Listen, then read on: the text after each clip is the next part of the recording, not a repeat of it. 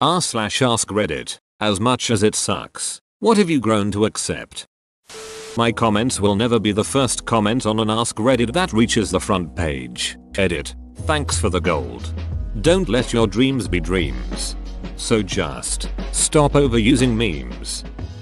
I've already totally squandered my full potential. Now, I'm just trying to squeeze an acceptable existence out of what little is left. I have not quoted myself ever past me. Better late than never. 9 a.m. 5 p.m. Monday through Friday for the next 30 years. 9-5? You lucky person. Most people are 8-5 with a 1-hour break where you sit at work and twiddle your thumbs. 8-hour work day my ass. Edit. For clarification, I'm talking about what qualifies a full-time. I know there are many service positions that get shit on by having 6-7 hours a day and get little to no breaks but are considered part-timers and aren't covered under major labor laws. My point is simply what you/Hillian Trumpeter stated, where we have little to no free time for our own lives outside of work. Let's really break this down. There is work, and there is free time. Free time is only applicable when not doing a work-related task, including commutes. Alarm goes off at 6:30 a.m. All I can do is get ready for work. Commute for 1 hour. This is also work as I am driving to work. Work from 8:12 p.m. Our lunch. While at work. No time to really do anything free time related. Work from 1:05 p.m. Commute home for 1+ HR. From 6 p.m. until 10 p.m. is my only real free time. Most of this time is spent tending to chores around the house. I may get about 2 hours of that to play a video game or something. Oh, and I have no kids yet. When I do, there will be no free time. Weekends of course are the only freedom I have for now. Until I move up to a systems administrator position and am then on call 24/7, 365. Sigh. This is what we call life supposedly. I'm a high school teacher. I would absolutely love it if my students would listen to me when I talk about college and the real world. I wish they would let me teach them about my mistakes so they can learn from them and avoid what I did. Unfortunately, I've come to the conclusion that the overwhelming majority of teenagers simply won't listen and they just have to learn it for themselves through first-hand experience. Between youth and wisdom lies a chasm that words alone can never cross. Between youth and wisdom lies a chasm that words alone can never cross. That's a beautiful sentence. I hope you like this.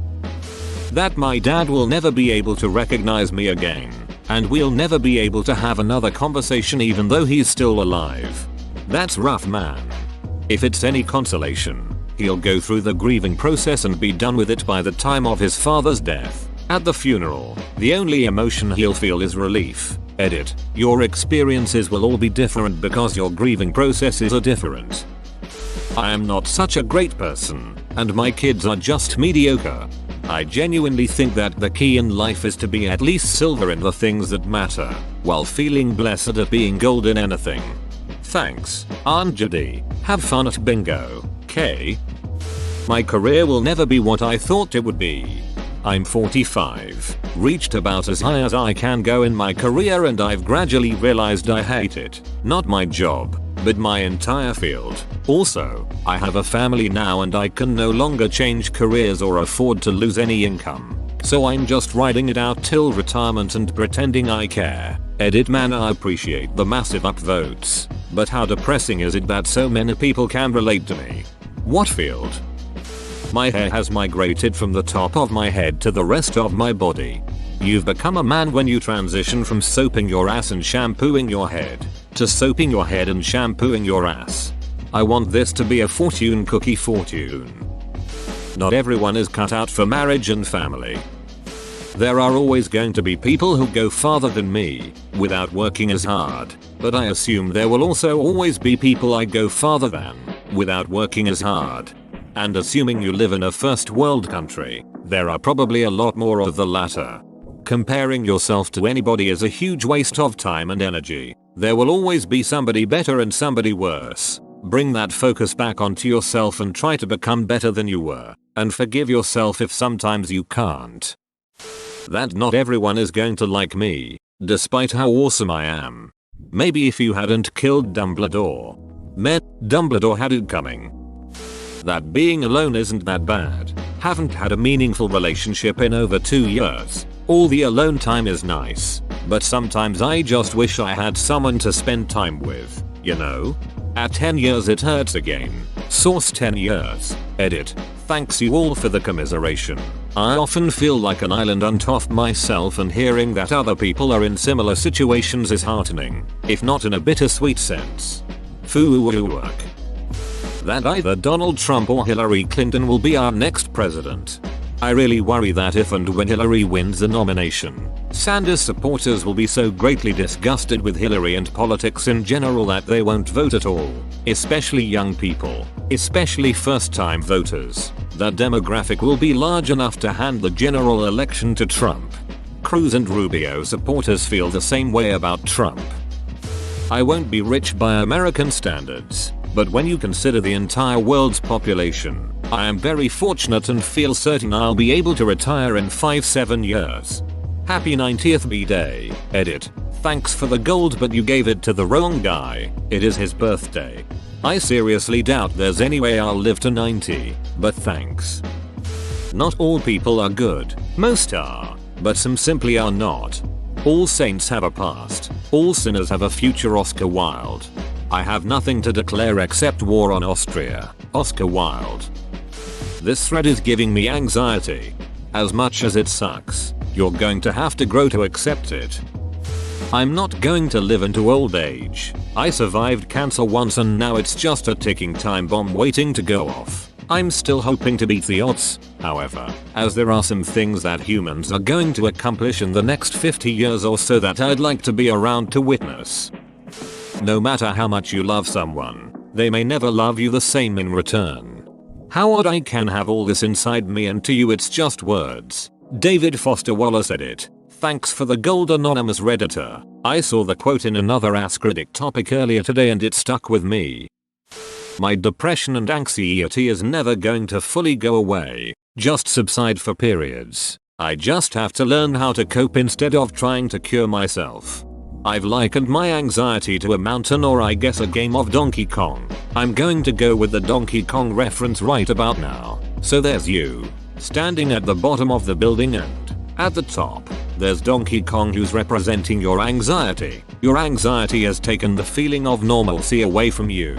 That's the princess up there. Sometimes, you make it up without issue. But we're really ducking bad at Donkey Kong, so we often do get tripped over the barrels that are thrown down our way. Anxiety laughs at you for this one and you get scared. You don't want to even try because you think you'll just fail. So you don't. You avoid trying new things and get settled into a rut. But, unlike playing a video game where you can get mad and quit forever, this is real life. We shouldn't do that. So, instead, you have to keep playing, and, with enough practice, you really will get better. The barrels will always be there. Anxiety will always be throwing them down at you.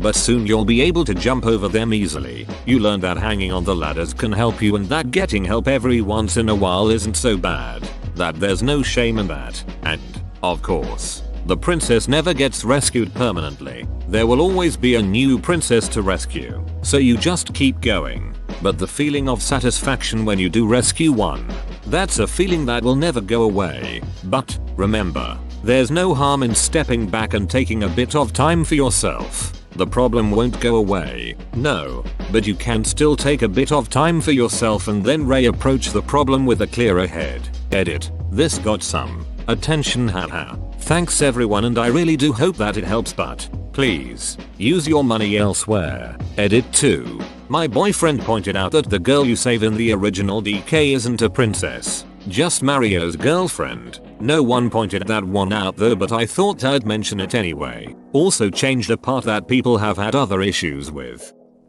That life will never be 100% exactly how I wish it would be. Edit. I'm getting a lot of positive words of motivation and I'd like to thank those people. I suffer from depression and it's certainly hard to feel positive when your brain is constantly attacking you. Someday I hope to have it under control. Maybe life won't ever be 100%, but I'll certainly appreciate it becoming more than it is now. Currently settling for a solid 35%. That the pain will never stop. Almost 9 years ago, I had 30 titanium screws and a pair of rods implanted down the length of my spine to correct an abnormal curvature. It hurts. Not always a lot. Most of the time.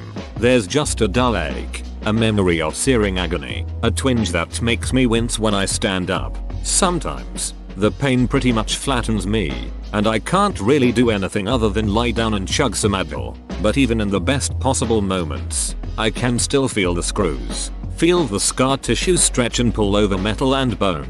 There's something crawling inside my skin, clinging to my spine with 30 cold legs that twitch and burrow into my flesh. Sometimes I just want to slice myself open and tear it out. That much I accept. I remember too much of the hospital, though. 3 nights in pediatric intensive care. I haven't grown to accept those memories yet. I'd rather just forget.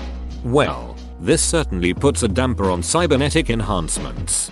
I, too, live with pain that won't go away, and I, too, have some pretty terrible memories from the 7 surgeries I'd had by 14. They're pretty much my only childhood memories. Hospitals, pain, fear. Just want you to know you're not alone.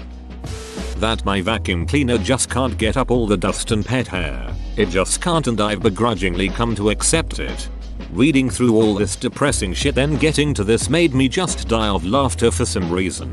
I'll never stop feeling the bolts in my back. My incurable disease makes life miserable. The world isn't fair. My vacuum cleaner can't get everything out. I will never get taller. I'm going to be below average in height. I will never be that heartthrob women talk about or the magnetic person in the group. I am me. There's nothing I can do about that. Edit. Holy Canel 700 upvotes. Jesus Joseph Marian H. Christ de Los Santos. Whoa. As a short guy, this is the worst. Women are basically trained by society to dislike you. It's really disheartening to think no matter how hard you try or what you do, some guy, 3 inches taller, is considered better than you. I used to think this same way, but people all have their preferences. I'm 5 feet 6ish and every single one of my GFS have preferred my height. Girls have their own preferences just like guys. Confidence, good clothes, and taking care of yourself goes a long way.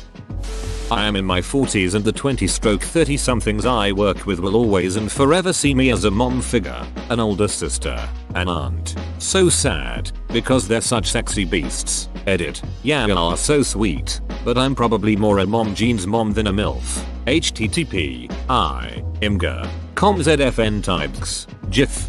I can guarantee some of them have thought about you differently. You mom, that's gross. Getting older.